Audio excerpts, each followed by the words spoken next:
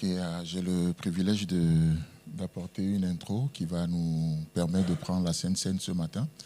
Mais si vous le permettez, comme cela est de la tradition, une bonne d'ailleurs, c'est la première fois que j'interviens aussi cette année, l'occasion pour moi de vous présenter mes vœux pour cette nouvelle année. Et tout en sachant que une nouvelle année n'a pas le pouvoir ni la puissance de transformer quelqu'un, mais c'est juste une occasion que Dieu nous donne de pouvoir entrer dans une nouvelle dimension avec lui. Et c'est ce qui fait toute la différence. Donc ainsi, je vous souhaite une très bonne année 2024 et que Dieu vous bénisse. Amen. Donc voilà. Ce matin, pour l'intro, pour prendre la Sainte Seine, j'aimerais juste prendre comme un passage de base dans 1 Corinthiens chapitre 11. 1 Corinthiens chapitre 11, nous allons lire du verset 23 au verset 26. Là, il est écrit.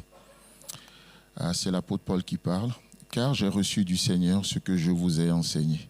C'est que le Seigneur Jésus, dans la nuit où il fut livré, prit du pain, et après avoir rendu grâce, le rompit et dit, « Ceci est mon corps qui est rompu pour vous, et faites ceci en mémoire de moi. » De même, après avoir soupé, il prit la coupe et dit, « Cette coupe est la nouvelle alliance en mon sang.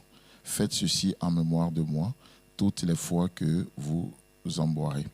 Car toutes les fois que vous mangez ce pain et que vous buvez cette coupe, vous annoncez la mort du Seigneur jusqu'à ce qu'il vienne. » Amen.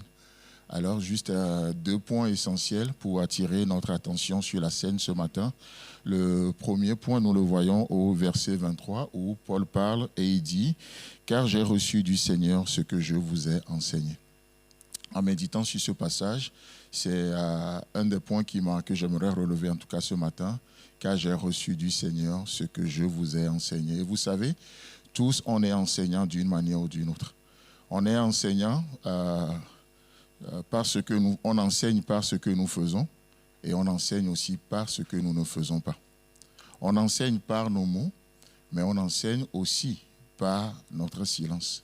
Et parfois même le silence que nous adoptons peut être plus éloquent même que nos mots. Vous voyez, c'est pourquoi Martin Luther disait dans l'un de ses écrits que ce que l'on retiendra parfois, ce n'est pas toujours l'oppression de l'ennemi, mais c'est le silence de nos amis. Ça veut dire quoi? Ça veut dire que parfois, même le silence peut être plus éloquent que les mots que nous utilisons. Et si on est tous enseignants d'une manière ou d'une autre, la question c'est ce que nous enseignons, soit par nos actes, c'est-à-dire par ce que nous faisons ou par ce que nous ne faisons pas, ce que nous enseignons par nos mots ou par notre silence. La question ce matin, c'est de qui nous l'avons reçu. Et c'est très important. Parce que nous pouvons aussi recevoir ces choses de nos blessures. Nous pouvons recevoir ces choses que nous enseignons, malheureusement, par la chair.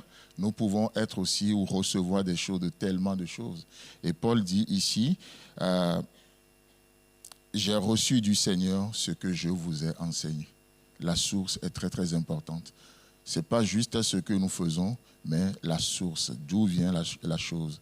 Quelle est l'autorité qui cautionne la chose, qui est derrière ce que nous disons ou ce que nous ne disons pas. Ce que nous faisons ou ce que nous ne faisons pas. Et l'autorité de la Sainte Seine vient de Jésus-Christ. C'est Christ qui l'a établi. Et c'est ce que Paul nous dit ici. J'ai reçu du Seigneur ce que je vous ai enseigné. C'est que Jésus, dans la nuit où il fut livré, il prit du pain. Assez intéressant. On ne va pas tout relire, mais j'aimerais juste le résumer de cette façon, parce que c'est les différentes étapes que nous voyons dans la Sainte Seine. Là, il nous est dit, au verset 23, il prit du pain. Le verset 24, il a rendu grâce. Ensuite, il rompit. Et dernière étape, il le donna. Et vous savez, ce n'est pas juste vrai pour la Sainte Seine, mais aussi c'est aussi vrai pour nos vies. Jésus-Christ nous prend, il nous bénit, il nous brise et il nous donne. Ça, c'est le processus dans lequel notre Dieu agit. La même chose, 2 fois, il a multiplié le pain. Une fois, il avait nourri une foule de 4000 personnes. La deuxième fois, il avait nourri 5000 personnes, sans compter les femmes et les enfants.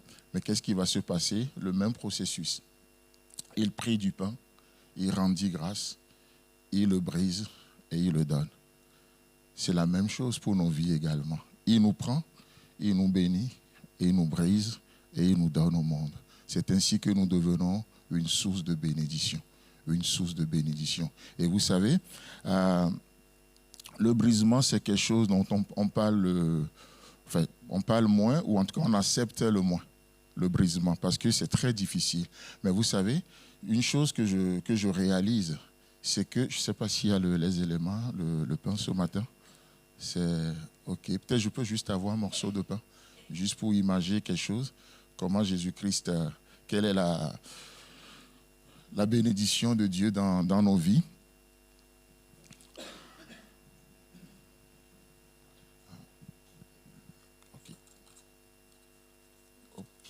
Merci. Alors là, nous avons un morceau de pain. Et parfois, en tant que ce morceau de pain, en tant qu'individu, je demande à Jésus, « Oh Seigneur, étends mes limites, multiplie-moi, bénis-moi. » Et la seule manière que Dieu a de me bénir, il prend ce pain unique, il le brise, ça devient 2. Il brise encore, ça devient 3. Il brise encore, ça devient 4. Plus il brise, plus il nous multiplie. Mais qu'est-ce que je n'aime pas le brisement. Mais j'adore la bénédiction. Il prit le pain, il rendit grâce, il le rompit et il le donne. Amen. Dieu n'a pas épargné son propre Fils. Il a suivi le même cheminement. Il a pris, car Dieu a tant aimé le monde. Qu'est-ce qu'il fait? Il prend Jésus, il le bénit. Celui-ci est mon Fils bien-aimé en qui j'ai mis toute mon affection, des paroles de bénédiction. Il ne l'a pas épargné la croix, il a brisé et il a donné au monde. Et nous sommes là ce matin. Et Jésus-Christ dit, à chaque fois que vous ferez ceci, c'est-à-dire la scène, faites-le en mémoire de moi. Et ce matin, nous commémorons ce brisement qui n'est rien d'autre qu'une bénédiction de Dieu pour l'humanité. Amen. Donc nous allons juste prier.